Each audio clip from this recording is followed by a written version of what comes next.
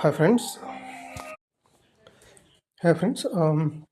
ఇది వచ్చేసి మనకి జీజీహెచ్ పిడుగురాళ్ళకి సంబంధించిన నోటిఫికేషన్ అనమాట. సో మొత్తం government general hospital Piduguralla. So కొత్తగా స్టార్ట్ అయింది కదా లాస్ట్ ఇయర్ నుంచి. సో దాంట్లో వాళ్ళకి రిక్వైర్మెంట్ ఉంది స్టాఫ్ నర్స్కి. సో మొత్తం 150 పోస్టులు ఉన్నాయి. అన్నీ కూడా ఆ గవర్నమెంట్ హాస్పిటల్కే. ఓకే, పిడుగురాళ్ళకి సంబంధించి వేకెన్సీ ఇవన్నీ కూడా. అండ్ దీనికి వచ్చేసి మనకి అప్లికేషన్ ఫామ్ వచ్చేసి ఆఫ్లైనే. సో డేట్స్ వచ్చేసి 17th మార్చి నుంచి స్టార్ట్ అయింది. 25th మార్చి లోపు మీరు సబ్మిట్ చేయొచ్చు అప్లికేషన్ ఫాము. వీలైనంత వరకు 23rd లోపు సబ్మిట్ చేయండి. ఇంకోసారి డేట్ కూడా మళ్ళీ చెక్ చేసుకుని అప్డేట్స్ ఏమైనా ఉన్నా కూడా మీరు అఫీషియల్ వెబ్సైట్లో చెక్ చేసుకోవచ్చు. palnadu.ap.gov.in కానీ లేదంటే cfw.ap.gov.in కానీ.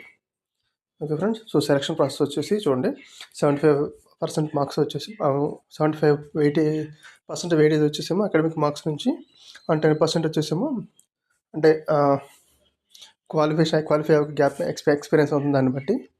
మిగతాది వచ్చేసి ఏదన్నా కాంట్రాక్ట్ కానీ ఏదన్నా అవుట్సోర్సింగ్ బేసిస్ కానీ ఏదైనా గవర్నమెంట్ సంబంధించి హాస్పిటల్ చేసి ఉంటే ఆ ఎక్స్పీరియన్స్ కన్సిడర్ చేస్తారు, లేదా మిగతా ఏమి కన్సిడర్ చేయరు.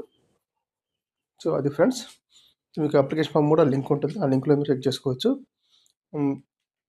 ఎక్కడ సబ్మిట్ చేయాలో కూడా డీటెయిల్స్గా ఇచ్చారు ఇక్కడ. So office of the regional director of medical and health services ఉంటుంది. మీకు నోటిఫికేషన్ చూడండి, నోటిఫికేషన్ క్లియర్గా ఉంటుంది.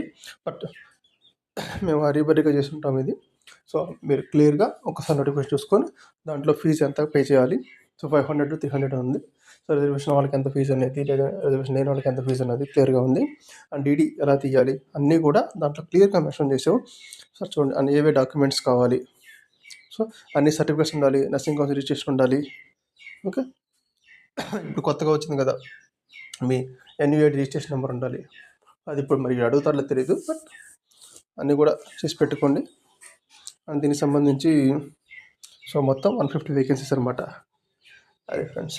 సో వీలైనంత వరకు ఎర్లీగా 23 లోపే సబ్మిట్ చేయడానికి చూడండి, డిలే చేయకుండా.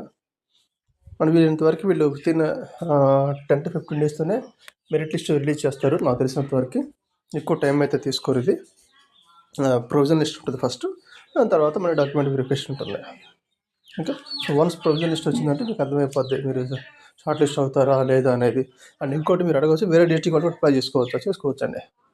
ఓకే, దానికి సంబంధించి వాళ్ళు కన్సిడర్ చేస్తారు మనకి ఏపీలో. సో ఇబ్బంది ఏం లేదు. Thank you friends.